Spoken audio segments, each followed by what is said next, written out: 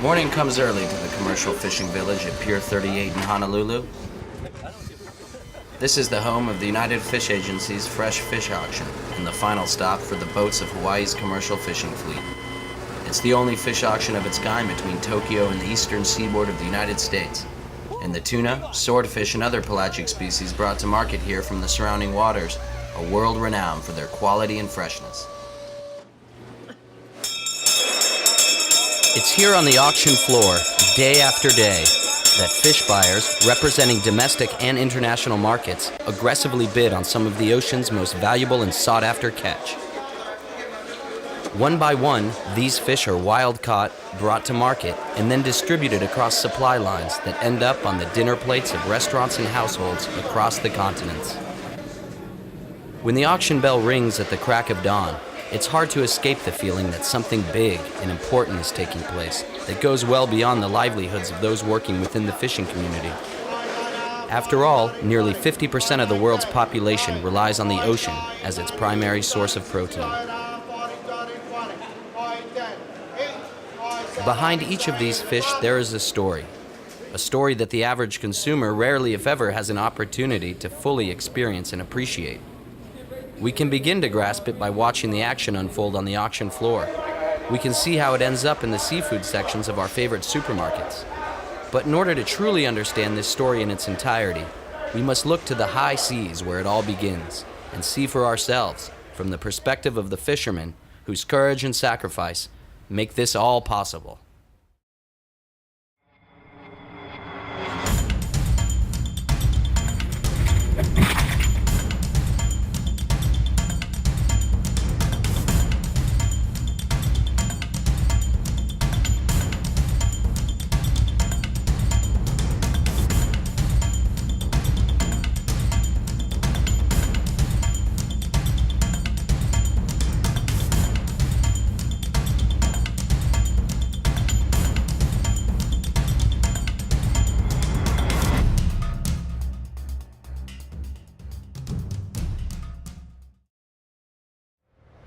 Meet Captain Wang Gia-an. He is Hawaii's first Vietnamese swordfish captain and has been fishing for tuna and swordfish in these waters since 1989. His boat, the Jackson T, is one of the biggest and best equipped in the Hawaii fleet, and as if that wasn't enough, he is also a renowned songwriter and poet, with thousands of fans around the world following him on his website, which as of production boasts nearly 3 million hits. Wang is a larger-than-life character, and I knew he'd be the perfect captain to help me understand and experience the sights, sounds, and adventure of a Hawaii longline fishing trip.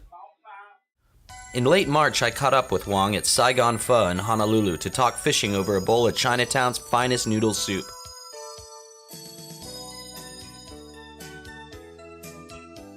Wang told me that he would be delighted to have me as a guest on an upcoming swordfish trip, and after a thorough briefing on fishing boat safety and a crash course on life at sea, we made plans to embark on an unforgettable journey together. My goal was simple: to experience the seldom-seen aspects of the Hawaii fishing industry firsthand, to learn where the fish of the Hawaii Fish Auction come from, how they are caught, and to personally meet the unsung heroes operating behind the scenes of this high-energy industry. Little did I know at the time that I would never again look at the fish section of a market or the menu of a seafood restaurant the same way again.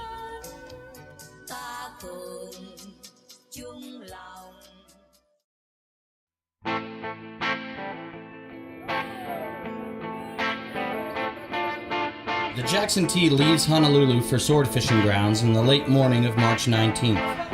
The season is already well underway, and in order to find the elusive fish this late in the game, Captain Wang decides to travel 500 miles to the northwest, where his plan is to intercept the fish as they move south to warmer waters. Wang has supplies to last for up to 6 weeks out at sea, and he's prepared to spend all of it in order to fill his boat. But after more than 3 decades of fishing, Wang knows that there are no guarantees in this business. A successful trip takes much more than just hard work and experience to pull off. That to some extent, it comes down to sheer luck, and he's prepared for this as well.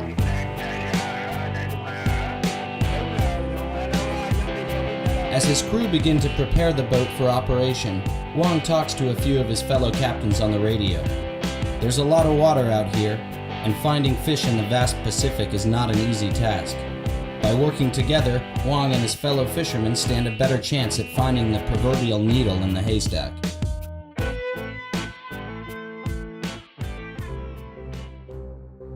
Three days into the steam out to the grounds, a major problem is encountered, and I see for myself what Wang meant back in Honolulu when he told me that self-reliance, ingenuity, and the ability to improvise are the hallmarks of survival at sea. The boat has run over a cluster of free-floating marine debris in the early hours of the morning, and the large mass of discarded netting and abandoned fishing gear has fouled the boat's propeller, halting all progress towards the fishing grounds. Stranded hundreds of miles from land and unable to maneuver, the Jackson T is at the mercy of the ocean. The propeller must be freed, and in order to do that, someone will have to dive into the 65-degree water and cut away the debris.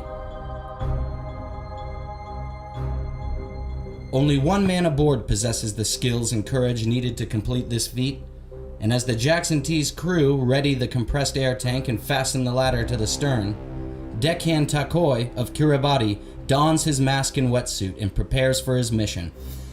What Takoi is preparing to do is extremely dangerous. 5-foot seas and strong currents are just the beginnings of the hazards that Takoi now faces. The water is numbingly cold, and one careless mistake could result in disaster for the fishing operation and serious bodily harm for Takoi.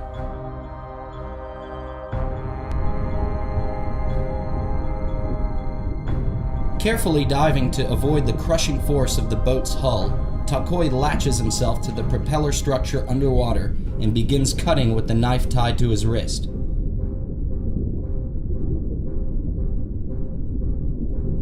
He must work quickly in order to get as much debris freed as he can before being forced to come up.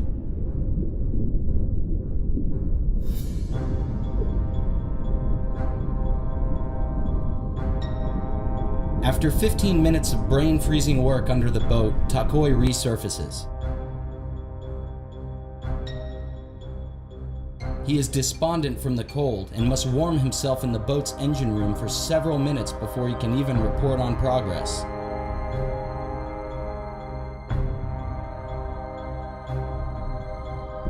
The report is not optimistic. Debris remains tightly wound around the boat's shaft connecting the propeller to the engine and will require at least one more dive to fix. With the conditions worsening and the water as cold as it is, time is of the essence. Using my underwater camera equipment, however, Takoi, Captain Wang, and I are able to work together to formulate a strategy for removing what remains of the gear. As the boat continues to drift in the swells, Takoi gears up for what we all hope will be his final dive.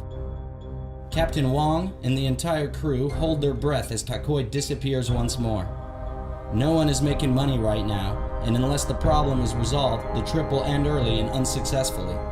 The stakes are high, and everyone is counting on Takoi's abilities to get the Jackson T back on track. The boat's transmission is not designed to operate with rope tied around the shaft and propeller, so nothing can remain.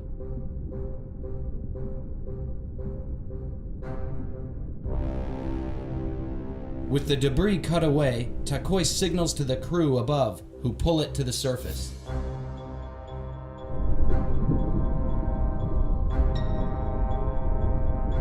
When he finally comes up from below, there's a collective sigh of relief, as Takoi indicates he has been successful in removing the debris.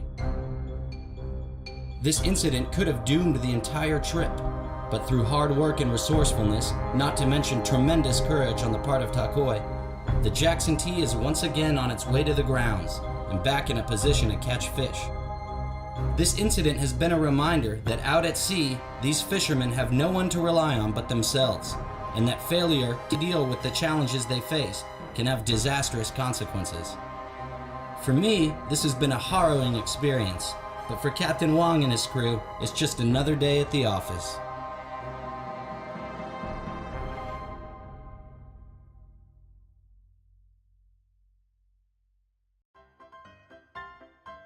A longline fishing operation is a beautifully simple yet highly efficient setup. Gear is put in the water just after sunset, starting with a heavy radio buoy attached to the 4mm monofilament mainline. As the boat travels, the line is rolled off the spool and the fishermen regularly snap smaller branch lines as it goes out. Each branch line ends with a large hook baited with a mackerel fish. Fluorescent light sticks are periodically tied on these lines as well to attract fish in the dark of night. It takes several hours for the 40 miles to be set, and when it's all done, the fishermen grab a few hours of sleep before they begin the haul and see what fish have found their way onto the hooks.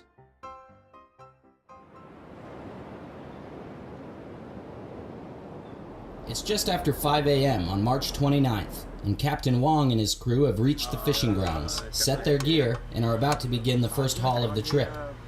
The gear has been soaking for several hours now, and as the crew suit up for the day's work, a single thought occupies their minds. Will the 40 miles of area covered by last night's set yield fish, or will the Jackson T have to look elsewhere for the means to fill their hold? As the sun begins to rise, the radio buoy is brought aboard, the main line is tied to the spool, and the haul is officially underway. I can barely contain my excitement as the first leaders are retrieved from the main line and coiled into the hook boxes. It's just a matter of time before one of these hooks comes to the surface with a big fish on it. The weather is nice and the crew is settling into a routine, working together to efficiently bring hooks in, coil the branch lines and buoys, and run the boat. Deckhands Day and Chin are working the roller this morning, which means it will be they who first determine that a fish is on. About an hour into the haul, the main line gets tight and the action begins to heat up. Chin slows the boat down as a branch line bearing the weight of a large fish approaches the roller block. Day skillfully unsnaps this leader from the main line and almost simultaneously attaches it to a 30-meter fight line that the crew will use to bring the fish to the boat by hand. A large swordfish is far more powerful than any one of these fishermen alone, so rather than try to overcome the fish by aggressively pulling on the line, they skillfully give and take slack according to the fish's movements. Day and Chin can tell immediately that they are dealing with a large fish, and the whole crew springs to action in order to land it. At this point, the fight has just begun, and if they want to avoid losing the first big catch, they must work together quickly and skillfully. Chin maneuvers the boat while Day and the crew continue to fight the fish from the port side. The fish is thrashing and diving below the surface in a final attempt to free itself. When it finally breaks the surface, the crew quickly secure it with well-placed gaffs to the head and bill area. It's time to exercise some brute strength as the fish is hoisted out of the water and onto the deck.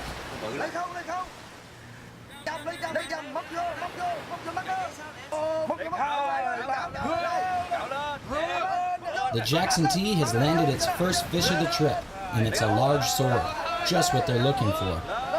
With the sword on deck, the work is just beginning though. As Takoi sets to work cleaning and dressing the catch, the rest of the crew untangle the gear and get right back to hauling. If they're lucky, they will repeat this process several more times before day's end. As the afternoon comes to a close, Captain Wong is pleased to have caught 2,500 pounds of swordfish on his first set. If he can keep up this pace, he'll be headed home by the end of the month with a full boat of fresh fish. The crew celebrate the day's successes by enjoying a bit of the catch for themselves. In a restaurant back home, a table full of fresh swordfish steaks and big eye ahi poke would fetch many hundreds of dollars. But for the fishermen of the Jackson T, it's just one of the perks that come with the job. Tonight, they will set their gear all over again, and in the morning they hope to match the productivity they saw today.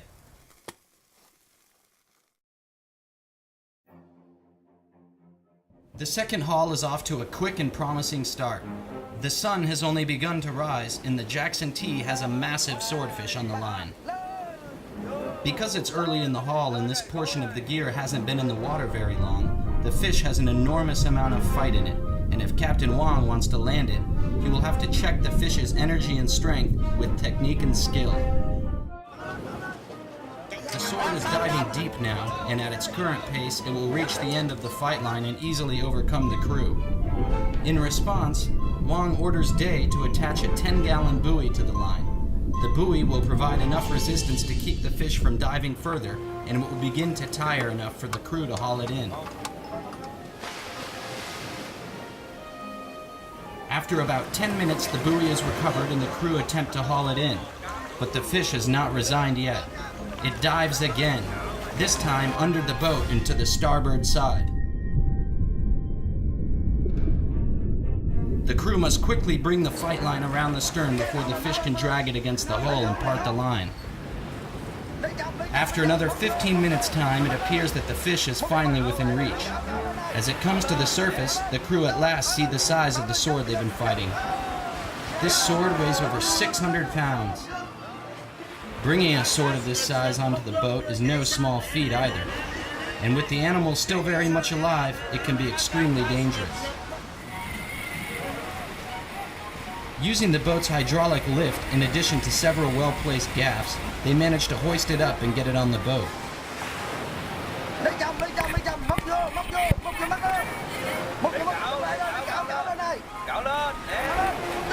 The day couldn't have started better for the Jackson T, and as I watch in amazement, several more good-sized swords are brought on board.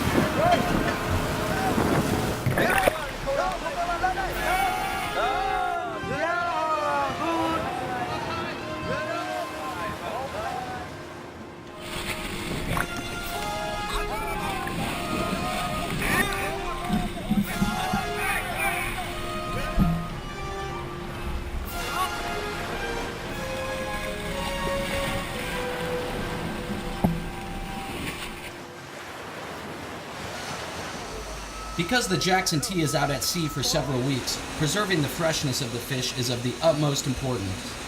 The buyers back at Honolulu Fish Auction are experts in determining quality, and there's no way around it.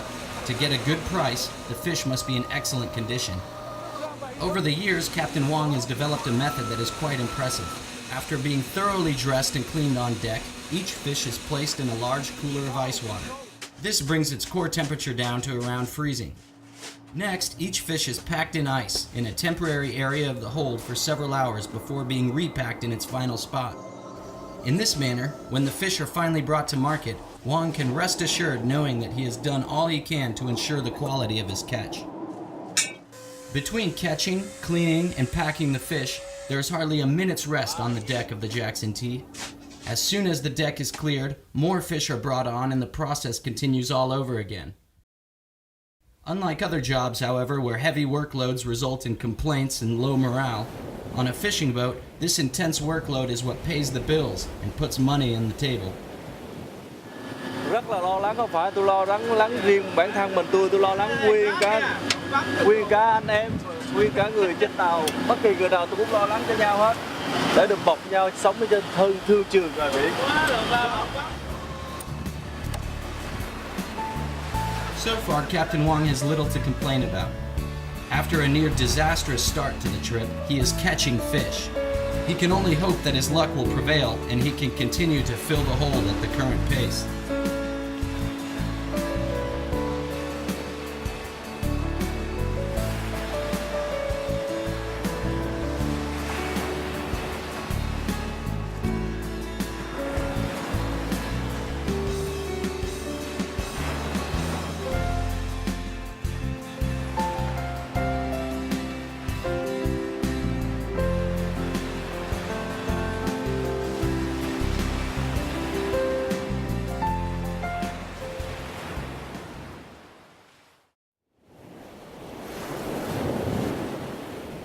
It's been nearly 3 weeks now, and thanks to good fishing, the Jackson T is ahead of schedule, as each set is proving to be more productive than the last.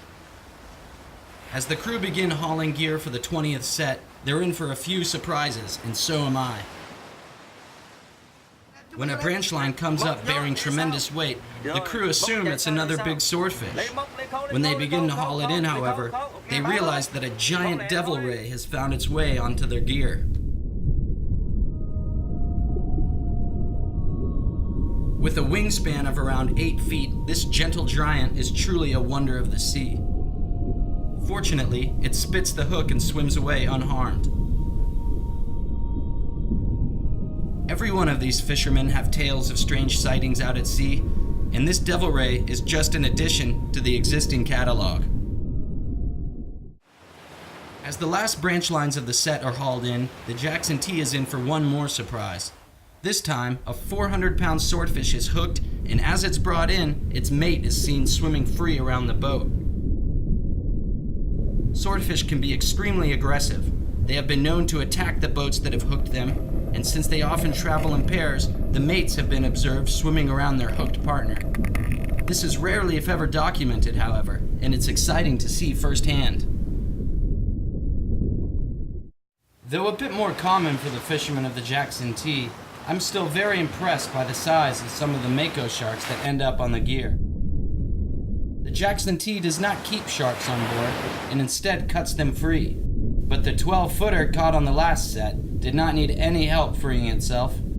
In fact, it did a remarkable job, thanks to its hundreds of razor-sharp teeth and tremendous body strength. Being in close proximity to such a beautiful and powerful creature, and one with so many teeth, allows me to appreciate being on the boat all the more.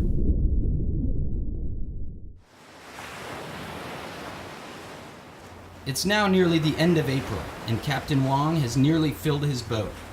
A few more good sets and he'll be headed in, hoping for a high market price and a good end to his trip. It's been 4 weeks of fishing out on the high seas. The fishermen of the Jackson T have worked virtually non-stop during this time in weather conditions varying from beautiful to quite rough. Day after day, they have set their hooks, hauled them in, and worked hard to board their catch. I asked Day what it's like to work out here on the high seas, and I'm impressed with his outlook on this demanding way of life. Bây giờ công nhận bây giờ đang đi vô tới bờ, cảm giác cho người rất là thoải mái. Trong hành trình một chuyến đã đi hoàn toàn thành công. Khi vô bờ rồi mà nghỉ được vài ban ngày thấy mọi người rất khỏe khoắn lại. Bắt đầu trong thời gian mình đã đi làm lâu. Rồi bắt đầu khi mà khỏe khoắn rồi bắt đầu là mình tiếp tục mình đi nữa. Thì công việc làm mà cứ đi về thì lúc con người mà được thoải mái là tốt hơn. Bây giờ đang chạy vô mơ ước nhất là khi mà vô tới cảng rồi, khi bốc cá đến bán hết rồi, mơ ước nhất là khi gặp bạn bè để chung vui được những ngày mà xa dắt nhau và được gặp nhau rồi bắt đầu cùng nhau uống vài chai bia để chia sẻ những cái niềm vui mà khi mà mình đã đi lâu rồi bây giờ mình gặp lại.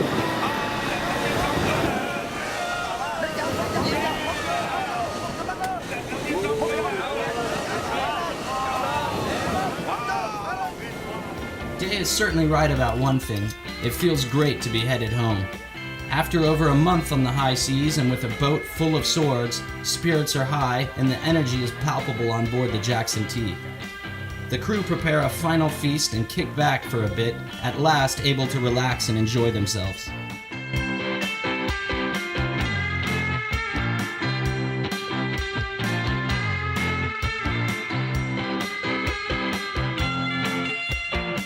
It takes several days to return to Honolulu from the fishing grounds, and Captain Wong is eager to know how strong the swordfish market has been this week.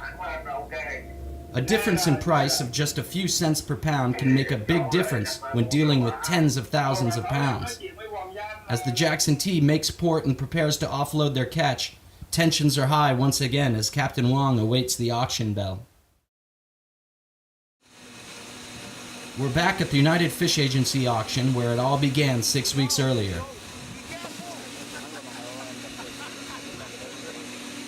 This time it's the Jackson T that's selling, and I feel a special connection to the fish I see here on the auction floor. After all, I was there as each of these fish were caught and brought on board. I sincerely hope that Captain Wong will get a good price for his catch, and I'm happy that at this point he seems optimistic. I'd be happy about $5 something. I'd be happy. And I hope $4. This $4. That mean maybe they go $6. Last week, only today they start $5, and they go to $5.10. I believe maybe $6.50. Because it takes long time. Now you know how much that? $5.40. $5.40. The demand for fresh seafood is as high as it's ever been, and as long as buyers continue to show up each morning to bid on the day's catch, captains like Wong and boats like the Jackson T will be headed back out to try their luck on the high seas. It's been a privilege to have experienced what life is like for the fishermen who are responsible for supplying the market, and to have seen firsthand where these fish come from and how they're caught. Wong is an exemplary captain with a tremendous amount of respect for the ocean that sustains his livelihood. It's truly been an unforgettable experience. Always fishermen work too hard, but sometimes we don't know the market. Sometimes we win, sometimes we lose. But the job we have to keep go. You know, we have to work